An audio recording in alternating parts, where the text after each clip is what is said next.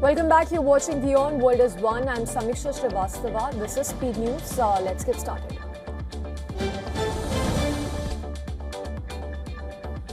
US has launched Operation Economic Outcast to cut Iran's economic lifeline, Scott Bessent said that the US would target all of Iran's sources of revenue, including oil, with the aim of preventing other countries and companies from doing business with Iran. He said that countries around the world must choose between the US and Iran, stressing that the new campaign exposes Tehran's trade partners to secondary penalties.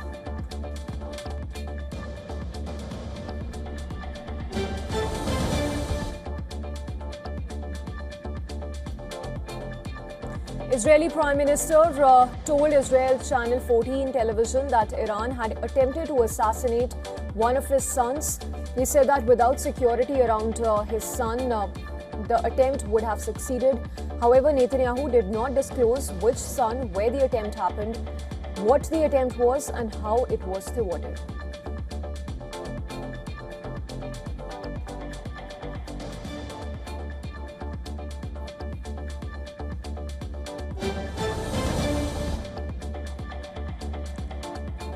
Pakistan Army Chief Field Marshal Asim Munir met Iranian officials in Tehran. Munir was welcomed by Supreme National Security Council Chief Mohsen Rezai, Iranian Parliament Speaker Mohammad Bagher Ghalibaf, and Foreign Minister Abbas Araghchi. According to two senior officials, Munir's visit is aimed at de-escalating tensions between the US and Iran, as well as encouraging both countries to return to the negotiating table. The Pakistan Army Chief was accompanied by Interior Minister Mohsin Naqvi and other officials. Pakistan note has played a key role in brokering a 60-day ceasefire between the two sides in June.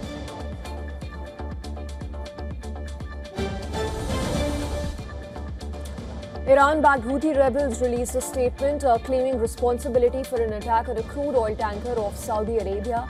The tanker was struck by an unknown projectile. The United Kingdom Maritime Trade Organization said that the attack occurred 63 nautical miles west of the Red Sea city of Yanbu, and a fire was ignited on the main deck. There were no reports of casualties.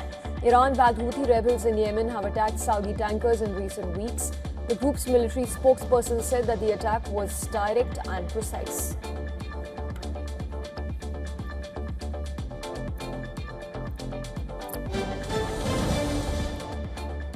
United Nations Secretary General Antonio Guterres announced a mechanism to initially assist passage of fertilizers and related raw materials amidst disruptions in the Strait of Hormuz.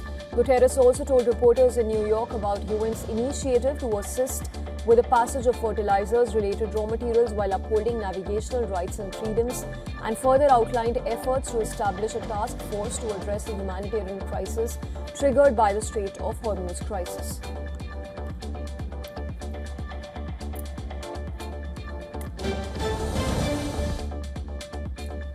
Ukrainian President Volodymyr Zelensky held a bilateral meet with UK Prime Minister Andy Burnham after both leaders participated in Ukraine's 35th Independence Day proceedings in Kiev. Zelensky thanked Burnham for the UK's support towards Ukraine from the beginning of the war. After the meeting, the leaders even signed documents on cooperation in the field of artificial intelligence between the two nations.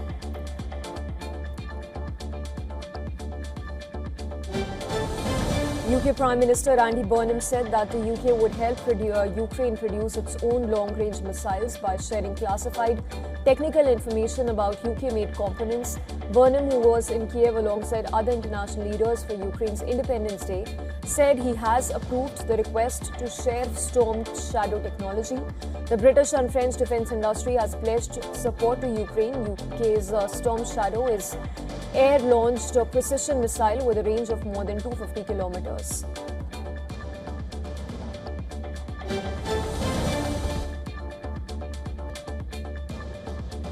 Ukraine received 10 of its soldiers in the latest prisoner exchange with Russia. Ukrainian President Volodymyr Zelensky said the servicemen from the Army and National Guard had fought in the Donetsk region and had been considered missing in action. Zelensky added that the soldiers returned to Ukraine by Belarus. Upon their return, the soldiers were greeted and wrapped in Ukrainian flags. Many of them were even seen speaking to their families on mobile phones.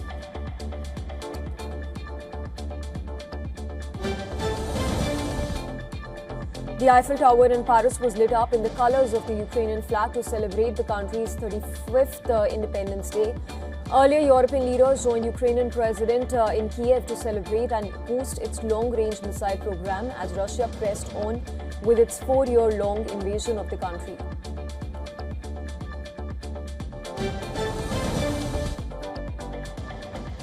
Israeli strikes kill at least 4 people in the war-torn Gaza Strip, including 2 children. The Israeli military said it carried out the strikes in the Shati refugee camp in Gaza and Deir al-Bala after issuing advance warnings which helped scores of people escape the attack. The Israeli military said that it was targeting what it described as 2 Hamas weapons storage facilities inside mosques. However, it did not provide evidence for the claim but said that the facilities contained dozens of rifles, magazines as well as additional military equipment.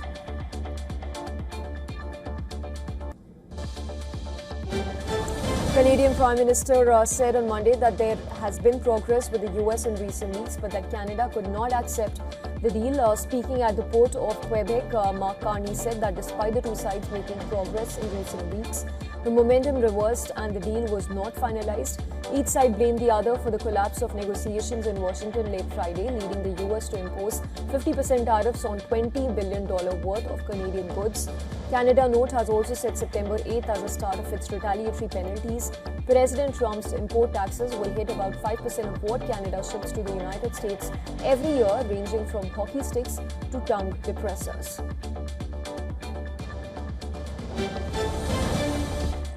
French President Emmanuel Macron and Saudi Crown Prince Mohammed bin Salman co-chaired the first meet of the Franco-Saudi Strategic Partnership Council in Paris. The 2 leaders attended the signing of several agreements at the palace, with several deals that have also been signed between the 2 sides. According to officials, the projects represent about $7 billion in investment and are expected to create about 22,000 direct jobs. The meeting took place during the Saudi Crown Prince's 2-day visit to France.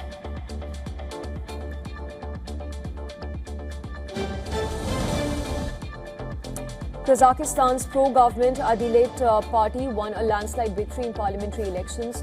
The result is expected to further strengthen President Kassym-Jomart Tokayev's grip on power in Central Asia's largest nation. Adilet, which is led by former head of Tokayev's presidential administration, won 71% of the votes.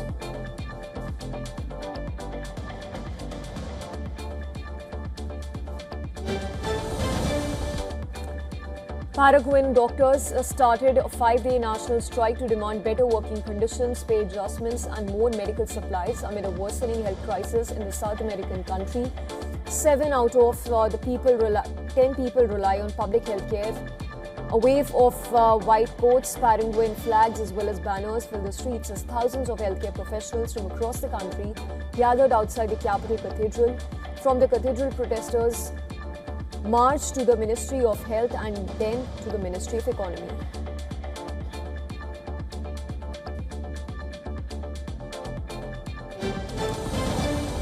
Barbados Prime Minister met Venezuelan acting president in Caracas. The official visit was aimed at expanding cooperation between the 2 Caribbean countries. Rodriguez and Motley signed a joint declaration and agreed to establish the first joint commission between Venezuela and Barbados. The 2 countries now plan to work on projects in energy, agriculture, education, tourism, air and maritime transportation. The 2 governments had agreed during Rodriguez's visit to Barbados in April to expand cooperation in areas including energy, food production and tourism.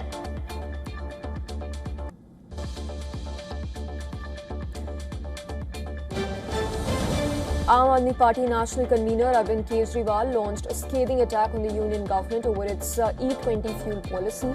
Kejriwal alleged that the diversion of sugarcane for ethanol production has led to a spike in sugar prices and caused distress to vehicle owners. Announcing a public outreach initiative, the former Chief Minister of Delhi said that the party would hold a town hall to discuss the technical as well as economic impacts of ethanol blended fuel.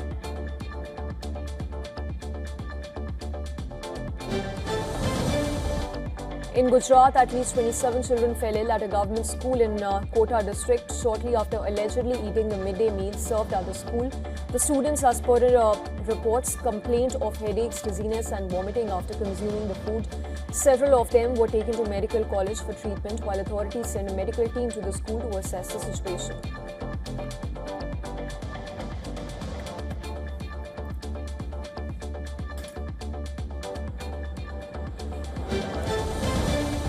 Heavy rainfall lashed parts of national capital, leading to severe waterlogging at the Ames flyover loop and affecting traffic movement in several parts of the city. According to the India Meteorological Department, moderate rain is expected at many places across Delhi, with heavy to extremely heavy rainfall likely at isolated places.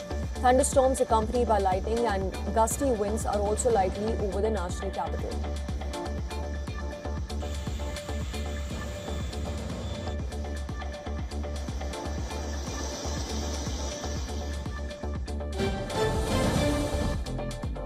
A tornado damaged about 100 houses and injured dozens of people in southern France, while thousands of houses were left without power. According to local authorities, the storm struck Homs late Monday afternoon, mostly damaging roofs. About 2,800 households were still without electricity on Monday evening, while several roads remain blocked.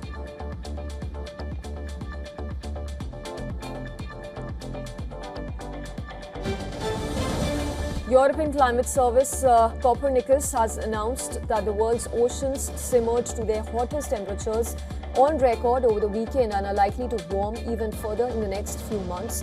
It has also stressed on life in the water and on land too. The report has claimed that the world's ocean temperatures has hit 21.1 degrees Celsius on Friday and Saturday, which is narrowly edging out the record set in March 2024. The report has blamed a supersized natural El Nino and human-caused climate change for the rise of the temperature.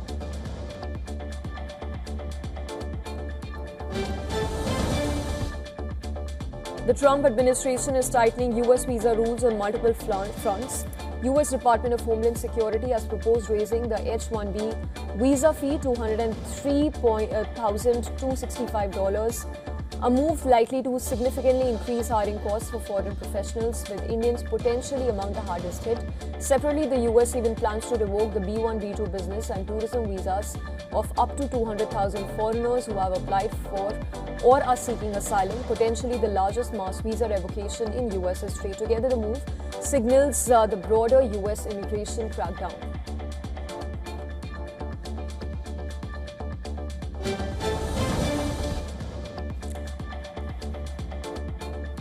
Asian stocks fell as investors turned cautious on tech shares ahead of Nvidia's earnings. While concerns have been growing over stretched AI valuations, Asian stocks dropped 0.5%, Japan's Nikkei plunged 0.9%, and South Korea's Kospi slid 2.7%. Alibaba's $10.2 billion discounted share sale and disappointment over Samsung's shareholder return plan added pressure. Markets are also watching US-Canada trade tensions, the dollar, and upcoming comments from Fed Chair Kevin Walsh for clues on interest rates.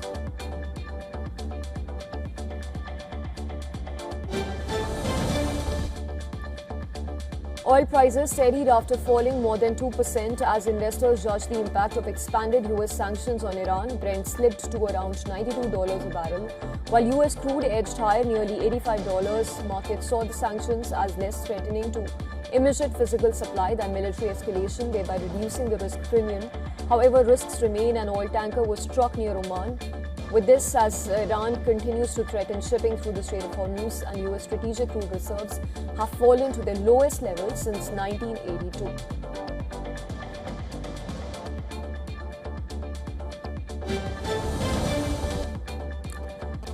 Aura, the popular Finnish company best known for its sleek smart ring that tracks health, fitness and sleep, has been accused of falsely advertising its ability to accurately measure sleep quality and sleep stages.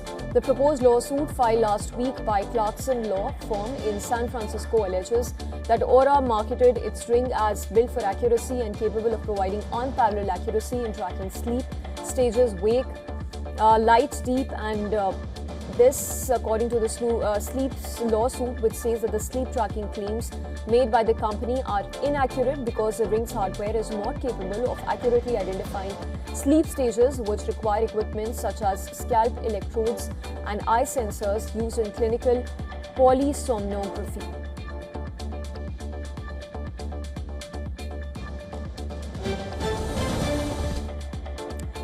Taiwan has indicated 9 people Beg your pardon, Taiwan has indicted 9 people, including employees of NVIDIA and Supermicro, over alleged involvement in the illegal export of high-end AI servers to China. Prosecutors say that 130 B300 servers were ordered from Supermicro with documents claiming that they would be installed and used in Taiwan.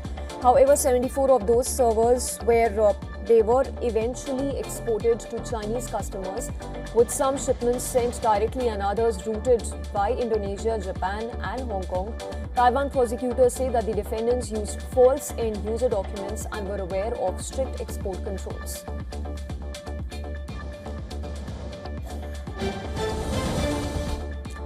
Alibaba has officially rolled out its latest AI video generation model, WION 3.0, with enhanced capabilities as a Chinese tech giant has been ramping up AI spending. WION 3.0 can generate videos of up to 30 seconds from documents, spreadsheets, presentations and web pages.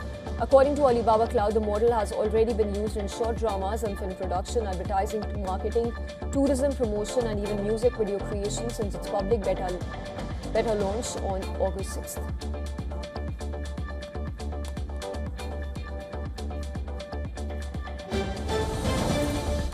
The Indian men's hockey team has officially been knocked out of the World Cup after 5-3 defeat to Argentinians in the Netherlands. India had to win by at least 2 goals to stand any chance of reaching the semi-finals. But the Indians put in a poor defensive display, and it was only 2 late goals that prevented it from being a humiliating scoreline. India have conceded 16 goals in 5 matches at the World Cup, and there are question marks over the defence ahead of the Asian Games. India's wait for the first medal at the Hockey World Cup since 1975 continues. Craig Fulton's side will now face Belgium in the 7th-8th place classification match.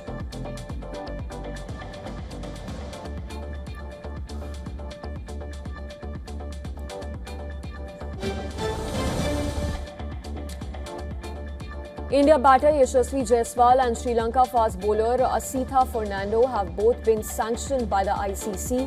Both players were found guilty of breaching Article 2.12 of the Code of Conduct, which covers inappropriate physical contact during an international match. As a result, Jaiswal and Fernando were each fined 25% of their match fee and handed over 1 demerit point. The incident in question took place in the 7th over of India's innings after Asitha Fernando dismissed Yashasvi Jaiswal. The Indian batter walked towards Fernando and the two exchanged words before the Sri Lankan pacer moved his head towards Jaiswal. Jaiswal then leaned forward, resulting in the two players making contact.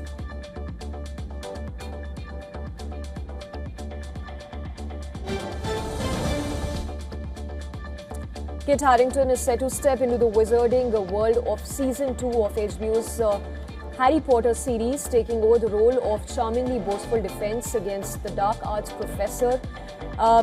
And this as Harington replaces Nicholas Hoult, who exited the project due to scheduling conflicts.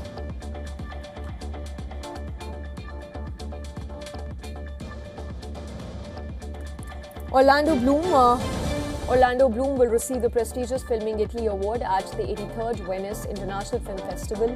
The award will be celebrating his standout cinematic career and contributions to international film. Festival organizers have announced a tribute to highlight Bloom's enduring influence across iconic blockbuster franchises and acclaimed independent dramas.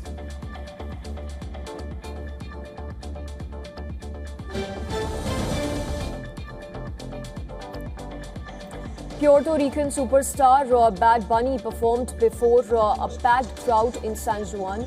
The event witnessed the arrival of thousands of fans who celebrated the singer's return to his home island. Concert goers filled the stadium and waved Puerto Rican flags as the show got underway, with fans praising the artist for representing Puerto Rico on global stage. The Puerto Rico singer's world tour was originally scheduled to conclude on 22nd of July in Brussels, but 2 additional dates were later added after demands made from fans.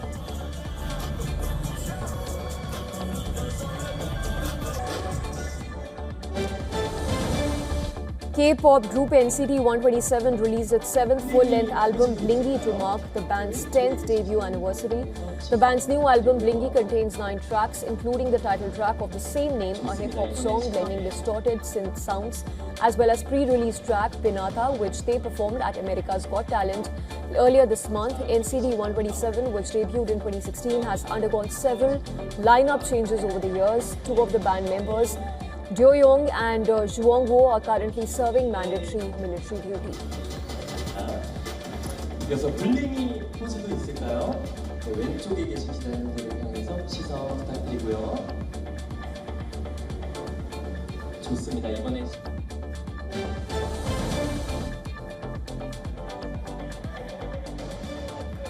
Swedish actor Alexander Skarsgård turns 50 today. He began acting at the age of 7 but quit the profession at the age of 13 and joined Swedish Navy years later. He returned to acting in 2001 with a brief role in the Ben Stiller comedy Zoolander, but got his big break in TV series like Generation Kill and True Blood. In his film career as a lead actor, Skarsgård portrayed the titular appraised hero in The Legend of Tarzan. Skarsgård's most awarded performance remains his portrayal of an abusive husband in the mystery drama Big Like Little Lies, for which he was even awarded Best Supporting Actor at the Emmys, Golden Globes, Critics' Choice and Actors Award.